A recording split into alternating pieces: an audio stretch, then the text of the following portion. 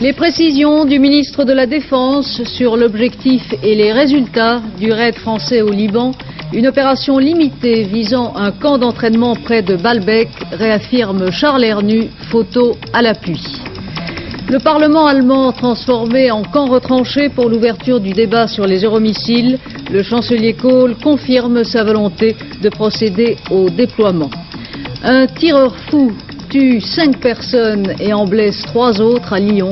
Les victimes et le meurtrier sont tous maghrébins. La saison des prix littéraires est ouverte. Le Goncourt va à Frédéric Tristan, auteur des Égarés. Le Renaudot à Jean-Marie Rouard pour Avant-guerre. Madame, Monsieur, bonsoir. 5 jours après les faits, le ministre de la Défense, Charles Hernu, a apporté des précisions sur la nature et sur l'efficacité du raid aérien mené jeudi dernier au Liban dans la région de Baalbek par l'aviation française. Des précisions d'autant plus nécessaires que depuis jeudi dernier, le laconisme des communiqués officiels, il y en a eu 2 seulement, le laconisme des communiqués laissait le terrain libre à toutes sortes de supputations sur les résultats de l'opération française et aussi à toutes sortes d'informations plus ou moins orientées en provenance de la région. Notre objectif n'était pas de détruire aveuglément, a déclaré M. Hernu en exposant les résultats de l'intervention française. Nous cherchions uniquement à sanctionner le terrorisme, ni plus ni moins qu'il convenait, a-t-il dit. Gérard Sebag et Michel Halal. D'après le plan de la ville de Baalbek, établi par le ministère des Armées, et comme d'ailleurs nous vous l'avions déjà montré hier, à partir de nos propres informations, des fameuses colonnes du temple de Jupiter prenons la direction sud-sud-est. Et nous allons tomber sur le camp militaire Cheikh Abdallah, qui était bien l'objectif choisi. Voici maintenant, prise par les super-étendards, la photo qui montre parfaitement l'objectif à atteindre. Ce camp militaire de 650 mètres de long sur 450 de large et comprenant plusieurs bâtiments dont un de commandement. Photo aérienne prise quelques secondes avant le largage des bombes.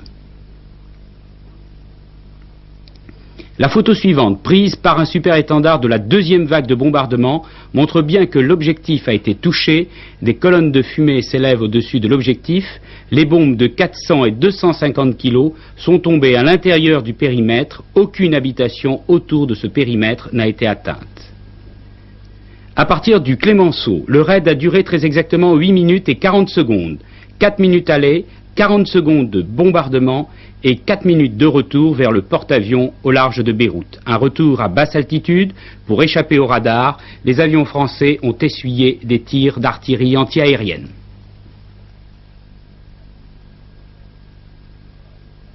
Notre objectif n'était pas de détruire aveuglément. Ce n'est pas le rôle de la France qui veut la paix. Nous avons cherché uniquement à sanctionner le terrorisme, ni plus ni moins qu'il convenait. Je constate donc, et les Françaises et les Français qui nous écoutent le savent bien, que les rumeurs les plus contradictoires ont circulé à ce sujet. En ce qui nous concerne, nous sommes sérieux. Nous avons rendu publiques toutes les informations dont nous avons pu vérifier l'authenticité. Alors, je regrette que ces informations, dont le caractère est incontestable, aient pu être mises en doute par des rumeurs, des informations qui, si elles étaient toujours sans fondement, il faut bien que je dise qu'à mon avis, elles n'étaient pas désintéressées. Encore des combats aujourd'hui dans la banlieue sud de Beyrouth entre l'armée libanaise et les milices chiites. Et au nord du Liban, à Tripoli, la bataille a fait rage aujourd'hui encore entre les partisans de Yasser Arafat et leurs assiégeants palestiniens, syriens et libyens.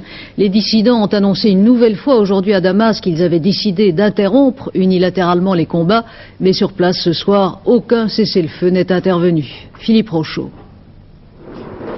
Après le camp de Nar el-Bared, après le camp de Badawi, la bataille entre partisans et adversaires de Yasser Arafat se déroule maintenant dans la ville même de Tripoli, où sont retranchés les fidèles du chef de l'OLP. Les dissidents palestiniens ne seraient qu'à 1 kilomètre du quartier général d'Arafat. Ils affirment avoir proclamé un cessez-le-feu, Mais malgré une accalmie ce matin, les bombardements ont continué sur Tripoli. Arafat, encerclé à Médri, les traits tirés, affirme que la Syrie veut détruire la ville pour la contrôler et le capturer. Une grande partie des 400 000 habitants de Tripoli ont évacué la ville de peur d'être pris au piège. En 3 semaines, les combats ont fait plus de 500 morts et 1 millier de blessés. Les bombardements ont fait des dégâts considérables. Le port de Tripoli brûle. La ville est toujours privée d'eau et d'électricité. On n'entrevoit aucune solution politique.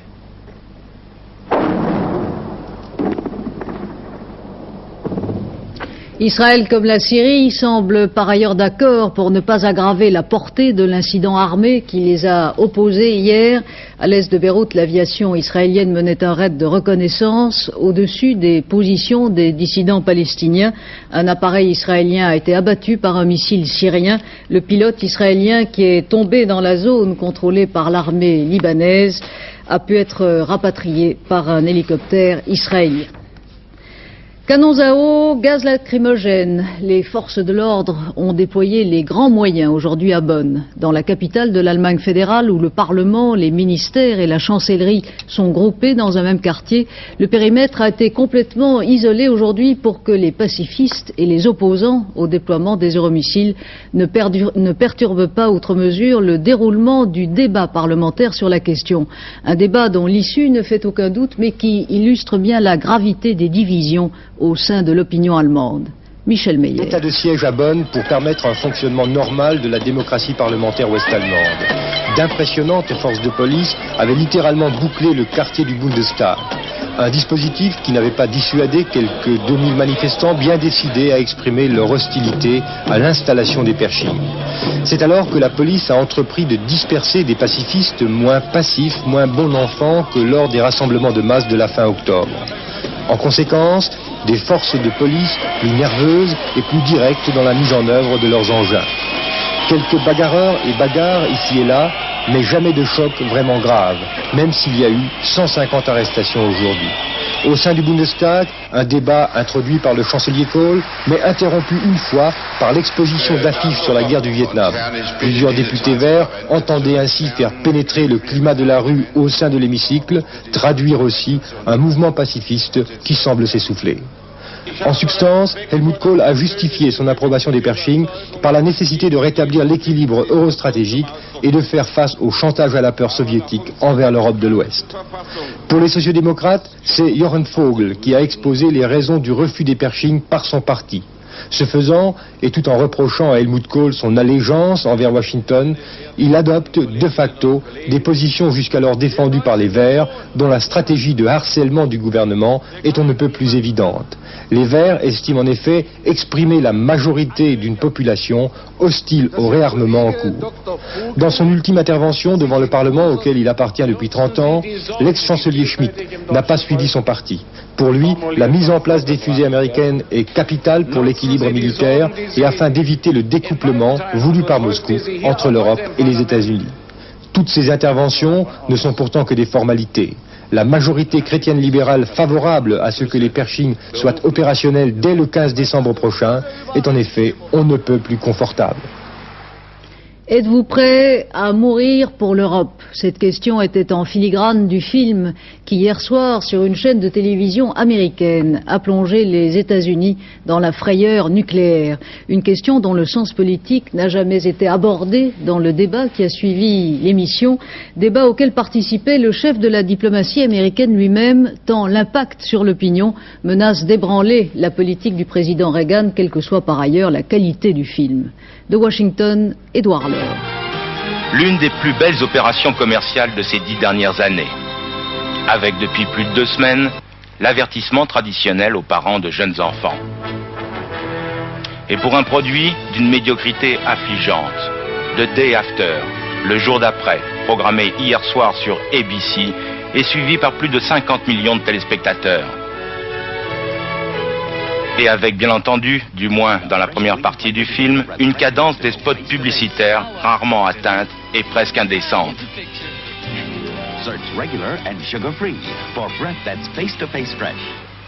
2h15 de documents, dont 1h17 de la vie quotidienne d'une ville du Kansas.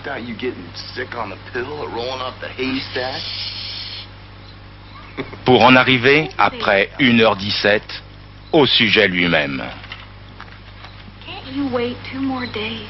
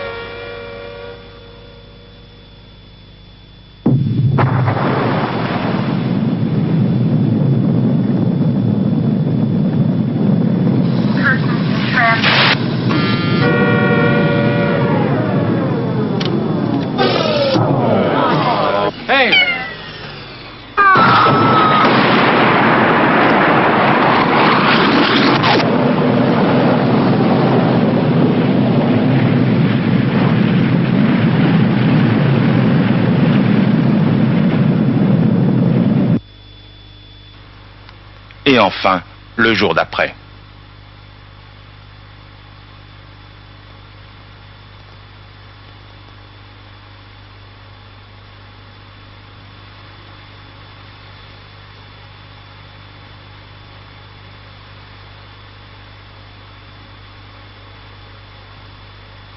Et avec le besoin pour l'administration Reagan de venir se justifier dès la fin du film et en direct. Ce n'est pas du tout l'avenir. Le film est une représentation dramatique et forte qui prouve que la guerre nucléaire est inacceptable.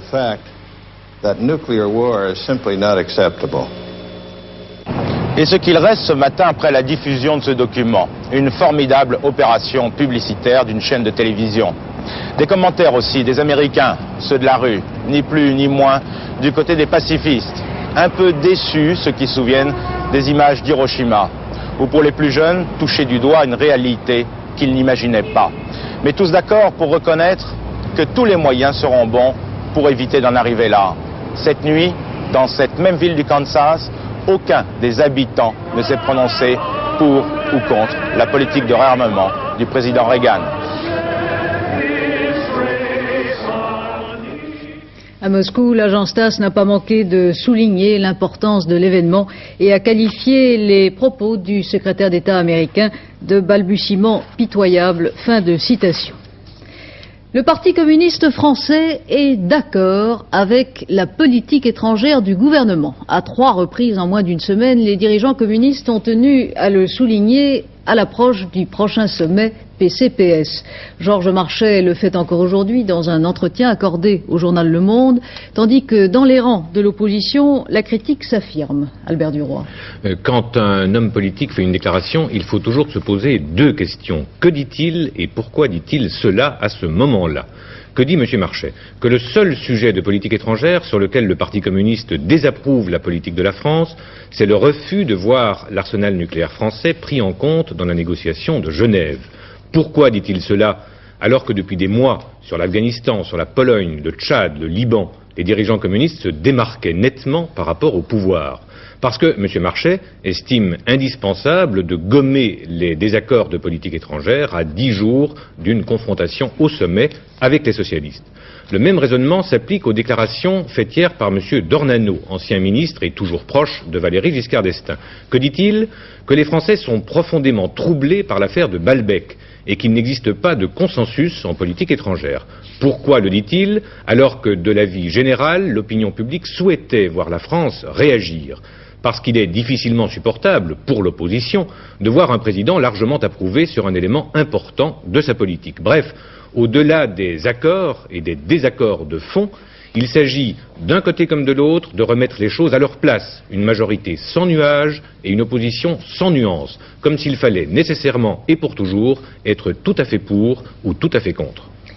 Un projet de loi qui soulève les passions politiques, le projet de loi sur la presse, a reçu aujourd'hui l'aval du Conseil d'État qui a suggéré quelques modifications. Le projet de loi sera en principe adopté par le Conseil des ministres de mercredi prochain et sera déposé ensuite à l'Assemblée nationale. Avant de passer à l'actualité économique, arrêtons-nous sur un fait divers meurtrier. À Lyon, cet après-midi, un homme a tiré sur des passants. Il s'était retranché dans un foyer d'immigrés. Bilan, 5 morts et 3 blessés. Marcel Tria. 5 morts, 3 blessés. Une déception amoureuse l'avait rendu fou. Il s'est mis à tirer au hasard. Dans le foyer pour travailleurs immigrés de Gerland à Lyon, c'est la stupeur. Il était 15 h cet après-midi. Miloud Amrani, 34 ans, que l'on va voir filmer peu après sa reddition, tue d'abord un pensionnaire du foyer dans la cour, d'un coup de fusil à pompe, puis un autre au rez-de-chaussée. Réfugié au 5e étage, il tue encore 3 fois et blesse 3 personnes, puis il se met à tirer par les fenêtres. Les victimes, des travailleurs algériens comme lui, ou marocains, un drame prévisible d'après les autres pensionnaires. Il provoque des gens. Il provoquait les gens. Il a déjà provoqué 3 vieux là. Enfin, il ne provoque pas les jeunes, il a déjà provoqué 3 vieux. Il leur a dit un jour, ça sera un massacre là. Il était seul dans l'étage.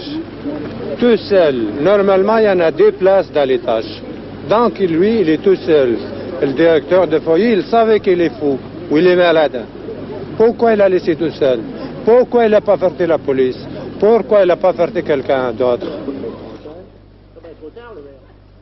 Le groupe d'intervention de la police nationale a investi les étages, le 5e où se trouvait l'auteur des coups de feu. L'auteur des coups de feu leur a tiré dessus, mais sans heureusement les atteindre. Puis il s'est retranché dans sa chambre. Et à ce moment-là, il nous a fait part de son désir d'entamer un dialogue. 2 représentants du parquet sont arrivés sur les lieux, M. Lasri et Mlle Morakini.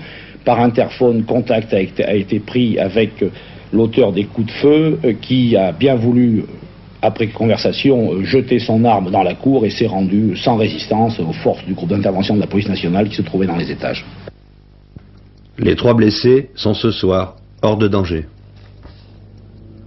L'explosion qui a fait 30 blessés samedi soir au restaurant L'Or et Dubois à Paris est vraisemblablement un acte terroriste. C'est ce que pensent ce soir les enquêteurs qui, devant la force de l'engin et les circonstances de l'explosion, sont enclins à éliminer l'hypothèse d'une tentative de racket. On n'en sait pas plus ce soir. La bataille de l'inflation est loin d'être perdue. La hausse des prix devrait se ralentir au second semestre et le taux pour l'année devrait être de l'ordre de 9%. C'est ce qu'a affirmé aujourd'hui le Premier ministre Pierre Mauroy en installant au ministère des Finances le Conseil national de la consommation. Le Premier ministre a réaffirmé la détermination du gouvernement à atteindre ses objectifs et il a appelé les partenaires économiques à l'y aider. Le ministre de l'économie, des finances et du budget, Jacques Delors, qui défendait son budget cet après-midi au Sénat, a lui aussi confirmé ses objectifs tout en reconnaissant qu'il avait perdu son pari. Et cela ne me dérange pas, Jacques Delors a perdu son pari. Je répondrai personnellement que je suis là pour ça. Et que l'on peut, à la rigueur, me changer pour mettre quelqu'un d'autre. Mais je continue à penser qu'il faut se fixer des objectifs. Il ne s'agit pas de paris, on ne joue pas avec l'économie. Mais en se fixant des objectifs, même parfois un peu ambitieux, on renforce l'action tendant à modifier les comportements et peu à peu, on acclimate l'idée selon laquelle on vit mieux avec un taux de hausse des prix de 5% qu'avec un taux de 10%. Manifestation aujourd'hui à Paris, organisée par le syndicat national du patronat moderne et indépendant, le SNPMI. 2 à 3 000 petits patrons ont répondu à l'appel de son président Gérard Deuil, qui, sans jeu de mots, avait pris pour thème le deuil des entreprises françaises. Affront public et embarras diplomatique. Aujourd'hui à Moscou, où se réunissait la grande commission franco-soviétique qui a pour but périodiquement de faire le point des échanges économiques et commerciaux entre la France et l'Union soviétique. Le président d'Interagra, Jean-Baptiste Doumingue, alias le milliardaire rouge, a été prié par le ministre, Madame Cresson, de quitter la salle de réunion où il n'avait pas été convié par la délégation française. Monsieur Doumingue a très mal pris la chose. Interrogé sur les circonstances de sa présence, Monsieur Doumingue a répondu « À Moscou, je n'ai pas besoin de carte pour franchir les grilles, sauf pour les chambres des jeunes filles. » Fin de citation. Sur le fond de la réunion, Madame Cresson a souligné le déséquilibre des échanges économiques au détriment de la France et l'importance de ces échanges en tant que facteur de paix. Andrei Sakharov, le physicien soviétique interné à Gorky depuis 2 ans, Andrei Sakharov peut quitter, s'il le désire, l'Union soviétique. C'est ce qu'a déclaré un membre de l'ambassade soviétique à Paris au comité des 15, ce comité des droits de l'homme qui s'occupe des réfugiés en URSS et qui depuis plusieurs années a entrepris une action en faveur de Sakharov. Jusque-là, vous le savez, les autorités soviétiques avaient toujours empêché, pour des raisons de sécurité, Andrei Sakharov de quitter le territoire de l'Union soviétique, une information qui reste bien sûr à être confirmée. La situation sociale et politique est gravement menacée en Pologne après l'annonce des nouvelles hausses de prix pour le début de l'an prochain. C'est ce qu'on déclare officieusement aujourd'hui à Varsovie. Le général Jaruzelski a demandé à toutes les instances du pouvoir de geler toute action impopulaire, notamment contre l'Église. Et le Parlement polonais, la Diète, a ouvert ses travaux aujourd'hui sur l'annonce d'un remaniement ministériel, tandis que Lech Walesa et la direction clandestine de Solidarité appellent la population à lutter contre les hausses annoncées des prix des produits alimentaires.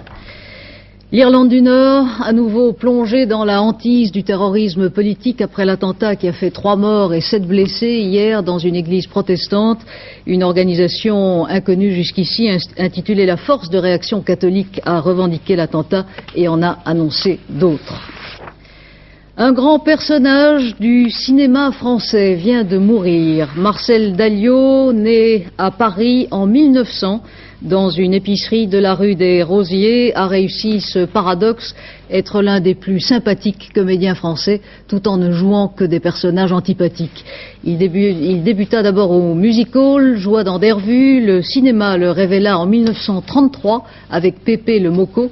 Après ce rôle de lâche et de délateur, il ne cessa de jouer les personnages louches. Dans La Grande Illusion, où la règle du jeu, Jean Renoir lui donna ses plus grands rôles. Après la guerre, il partit à Hollywood, où son accent français lui fit jouer les maîtres d'hôtel et les croupiers de casino. Et puis, en rentrant à Paris, il commença une 3e carrière, avec notamment Dédé d'Anvers et plus récemment Mazel Tov, Les aventures de Rabbi Jacob, L'aile ou la cuisse, Le 7e ciel et en tout dernier lieu, Le paradis des riches. La littérature et l'édition française aux aguets, la saison des prix littéraires est ouverte. Premier lauréat, Frédéric Tristan remporte le prix Goncourt pour son roman Les Égarés. Une récompense qui n'a pas trop tourmenté les jurés puisque 2 tours ont suffi. À travers Frédéric Tristan, c'est aussi un petit éditeur, André Balland, qui a évincé les monstres de l'édition. Monique Atlan a rencontré l'heureux élu. Frédéric, Tristan, ce sont ses 2 prénoms. Nous ne connaîtrons pas son nom. À 52 ans, Frédéric Tristan a toujours autant de plaisir à brouiller les pistes, à nous égarer dans les dédales de sa vision du monde, qui tient à la fois du labyrinthe et de la tour de Babel. Un monde en proie à l'illusion, à l'apparence, à la violence, un monde à l'envers. Qui dit le monde, pour moi, dit quelque chose de mensonger, qui ne correspond pas à une réalité vraie. Donc derrière le monde, il faut trouver quelque chose qui me paraît plus important que le monde. Et c'est cette dimension particulière que l'on peut retrouver dans mes romans certainement, dans mes histoires, à travers mes personnages. Et par exemple, dans Les Égarés, dans ce roman, eh bien, il y a effectivement beaucoup de rebondissements, il y a des enlèvements d'enfants, il y a des découvertes un petit peu abracadabrantes. Enfin, vraiment, j'ai joué le romanesque presque jusqu'au parodique, de façon intéressée, de façon amusée, mais derrière, il y a autre chose, à savoir que ce monde a peu de réalité, qu'une autre réalité est ailleurs, et que, dans le fond, avec cette accumulation romanesque, je tente d'approcher du mythe. Cet intérêt pour les mythes, pour le dialogue entre le monde visible et invisible, se retrouve dans les choix personnels profonds de Frédéric Tristan. Alors vous êtes vous-même franc-maçon, vous êtes croyant, vous êtes écrivain, comment tout cela est conciliable?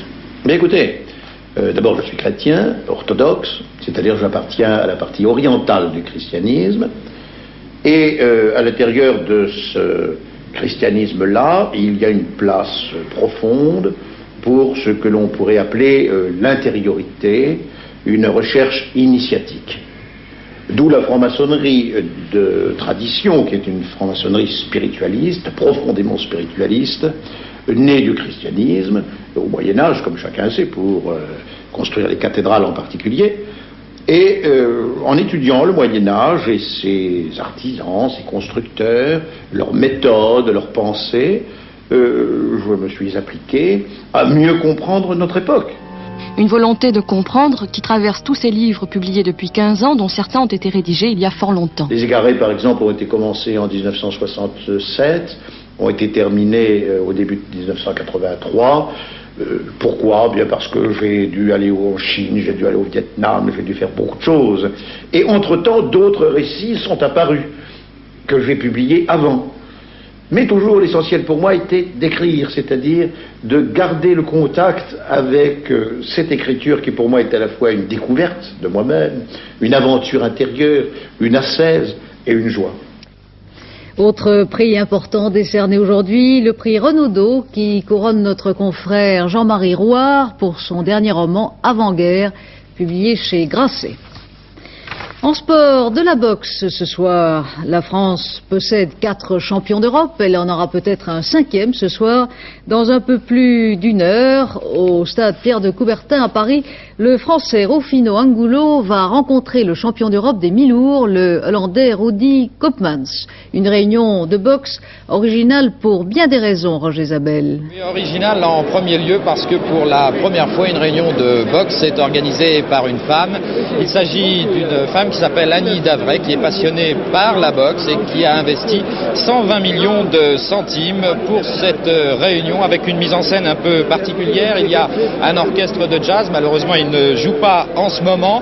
À l'entrée du stade Pierre de Coubertin, les hôtesses distribuent des roses aux différents spectateurs qui se présentent. Et puis ce sont de charmants mannequins qui tout à l'heure monteront sur le ring entre chaque round pour indiquer au public le numéro de la reprise suivante. Voilà pour l'ambiance. Pour ce qui est du combat vedette de cette soirée, ce que l'on peut dire, c'est que le pronostic est difficile. D'un côté, l'expérience du champion d'Europe, Rudy Koopmans, 35 ans, 45 combats, 42 victoires, dont 31 avant la limite. Et puis de l'autre, la fougue du Français Angulo, 25 combats, 18 victoires, dont 11 avant la limite. Alors, pour être tout à fait prudent et ne pas se hasarder dans un pronostic difficile, ce que je vous propose, c'est de nous retrouver dans la dernière édition du journal. Et là, bien sûr, nous verrons les images de ce combat avec le résultat en plus. Rendez-vous donc à minuit 5 avec Roger Zabel. En attendant, Alain Gillot-Pétré qui va nous parler du froid.